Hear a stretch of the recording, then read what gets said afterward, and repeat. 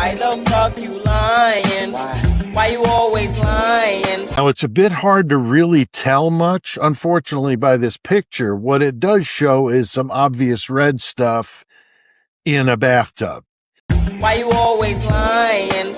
No, Pete, that's not obvious red stuff in the bathtub. And let me refresh your memory, because there was no blood found on the first floor at all in any of the rooms, including the bathroom. Now, this is what the original photo looks like. And you can tell that in the bottom of the tub, it's actually like a non-slip surface, so it has a pattern. And I have used that coconut scrub before, that tree hut scrub, and it leaves a discoloration like that down on the tub bottom, and you have to go in and actually clean it out, or the deposits just stay there and build up. Here's a closer look at that pattern. And I'm going to zoom in on this picture of the tub surface, and you can see a pattern, but here I'll enhance it. That is the non-slip surface that's built into the tub. And I just want to show you how people manipulate, because whoever sent you the photo put a filter on it to make it look redder than it was. So the photo on the left is the one you showed that your viewer sent you, and the photo on the right is the actual one from the doc. So any type of filtering that gives a red tinge, people will use to try to claim that there is blood being seen, and there was no blood in that bathtub. And why I brought up the pattern was I had heard you also trying to claim that it could have been from a Vans shoe, but it's just the non-slip surface pattern. What about this picture of the Amido black done in the kitchen on the counters and sink? This is where I believe they may have cleaned up. Why you always lying? What you are seeing in the kitchen is not blood. This is your reminder that no blood was found in the kitchen. It all tested negative. Amido black leaves blue to begin with, and it reacts to proteins, and not just proteins in blood. It can also react to proteins in urine, in vomit, etc., and in animal blood. So there was no human blood it was reacting to in the kitchen, and that's already been explained before, that that's just the Amido black pooled up on the counters. It didn't find any blood, and the tests for blood were negative. Also, there was no cleanup. Only one paid defense expert tried to claim there was a cleanup, and he likely would have been precluded from testifying at trial, as he's been precluded before for credibility issues. He also goes on to tell the detective that they were awakened around 8 a.m. by Dylan calling to tell them she was freaking out and about the intruder at 4 a.m. and all of that. Why you always lying? So you woke up and you were there, normal? Mm-hmm. Okay. And then, and In the morning. And that was what time-ish? Maybe around 10-ish. Okay. And then you guys went over to the house. Did you all drive in the same car? We walked. Walked. Because it's really close. So Lyndon never said 8 o'clock. He said they woke up around 9, and then he thought the call came in maybe around 10-ish. But of course, as a college kid, unless you're staring directly at a clock or looking at the time on your phone, you're not going to remember exactly what time.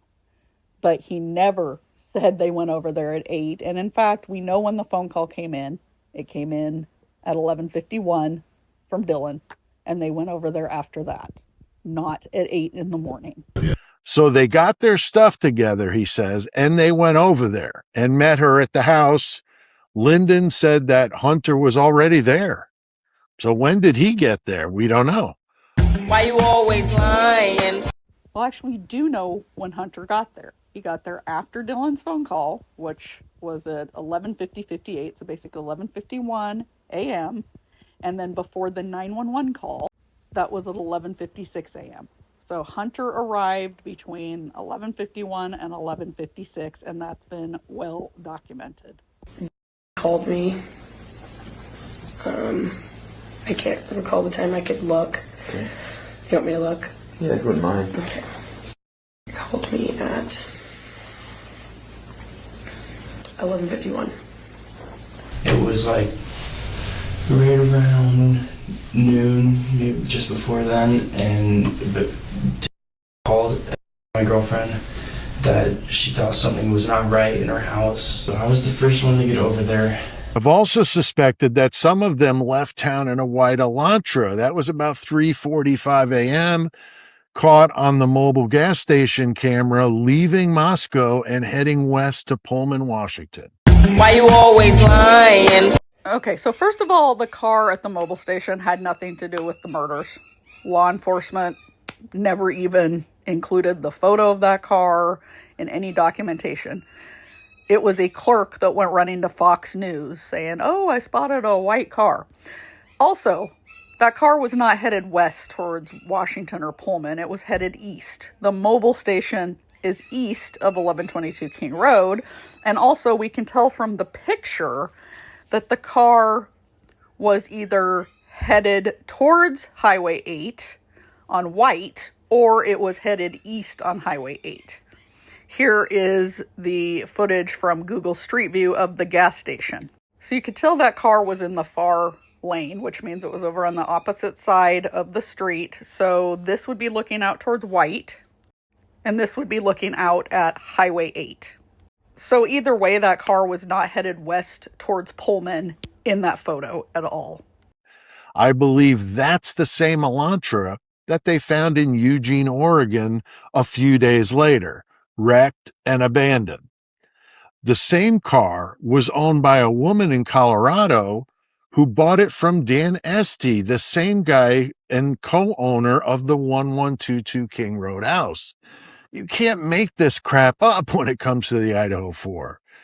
Why you always lying? First of all, it wasn't found crashed a few days after the murders. The owner of the vehicle was on a business trip and got into a car accident, a 3-vehicle collision on December 15th in Eugene, Oregon. That was a full month after the murders. Also, the owner of the car did not purchase it from the owner of 1122. She purchased it in El Paso, Texas.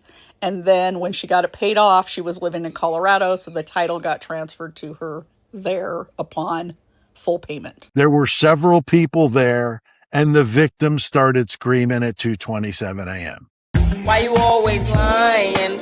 First of all, there weren't several perpetrators, and secondly, that time frame you're trying to claim is not true. We have proof of life that no attacks were taking place during that time frame. First of all, you have Maddie calling Bethany at 2:53 a.m. So she was alive and well and made a phone call to Bethany. We also know that Maddie came down to Bethany's room and knocked on her door and asked her if she knew where Murphy was, and that was sometime after 2:30 a.m. because her and Bethany had been out walking the dog, and then Bethany went back in the house, grabbed some snacks, and went to her room, and then Maddie came to her later asking if she had seen Murphy. So she was alive and well at that time. And of course, we also know Xana was awake and texting the DoorDash driver and received her DoorDash at 4. And she was also on TikTok still at 4:12 a.m. So proof of life, she was alive and well. The attacks did not start until after 4 a.m. Did the others at the house shower up before the cops got there? Dylan's hair looked wet.